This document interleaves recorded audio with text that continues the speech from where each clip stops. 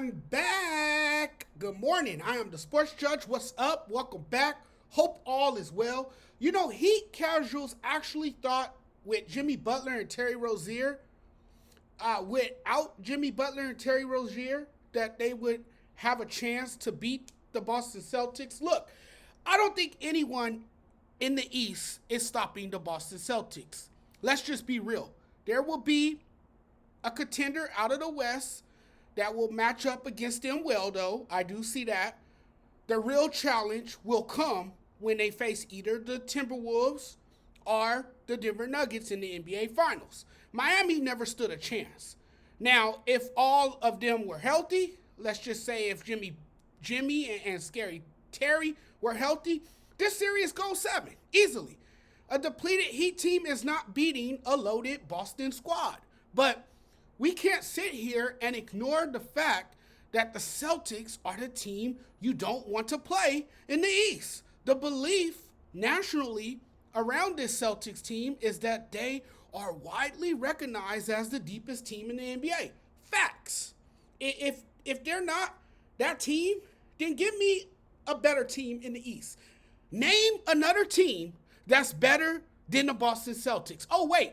You can't, because Boston has separated itself from the NBA pack this season. You look at the Celtics team, what do they have? Depth, superstars, top wing tandems in Jason Tatum and Jaylen Brown. And if there is at least some chance that they'll win the title, then now is that moment. Now is the moment to shine.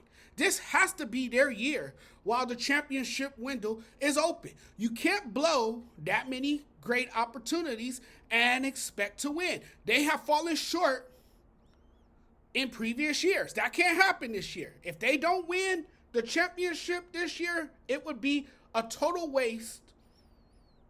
A total waste because they got everything. It would be a real travesty.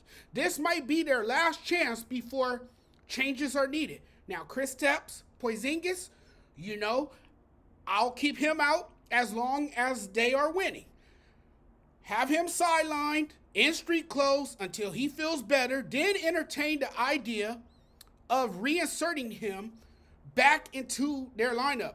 Get him to rest up for the finals when you really need him, because you're going to need him if they face a Denver Nuggets team. You're going to need him. The Celtics were 21-4 without him this year. They have reinforcements with Horford, Cornette, Tillman. I mean, without him, they're good. Rest him up and hope you get him back in time for the finals.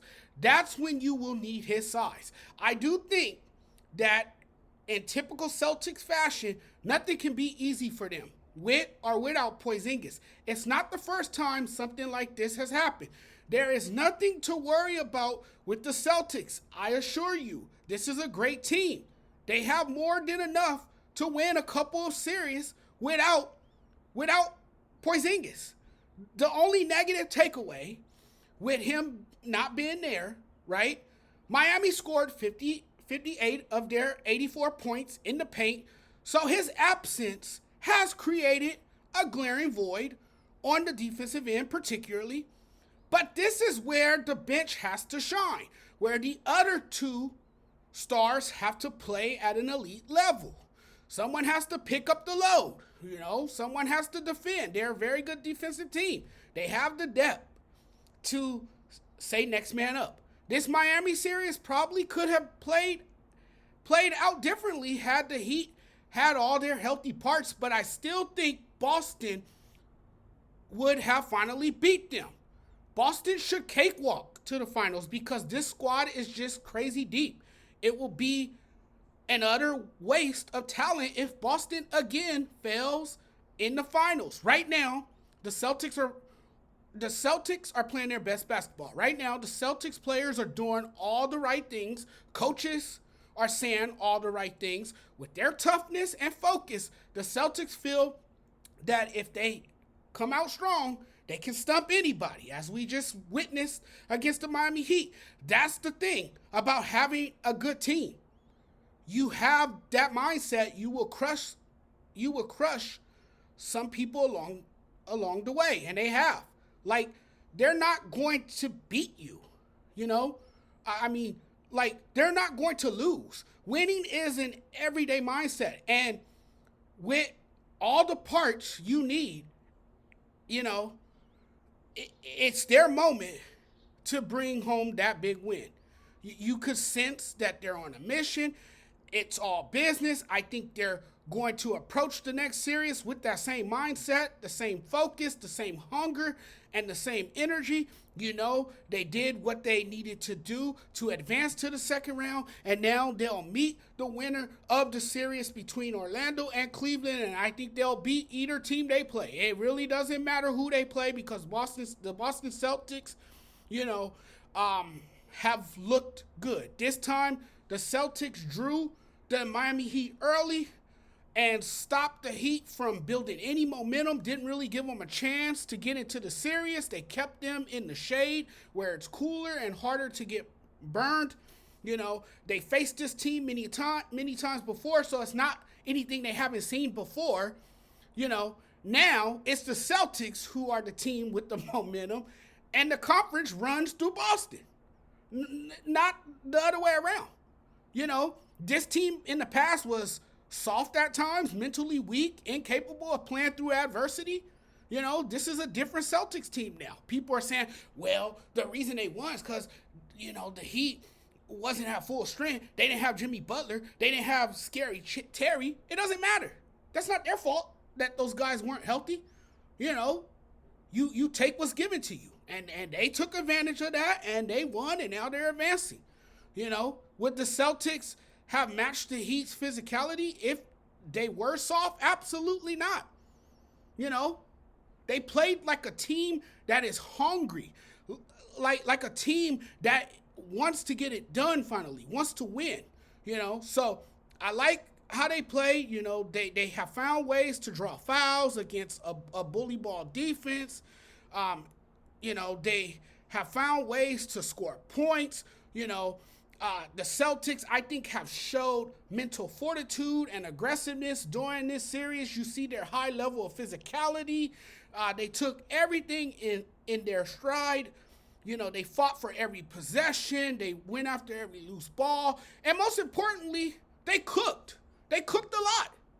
And they cooked so much, man, I don't think Gordon Ramsay has anything on this team. I mean, they just was out there balling, man, and they know what's at stake. They know what needs to be done to win the championship. You can see how talented they are.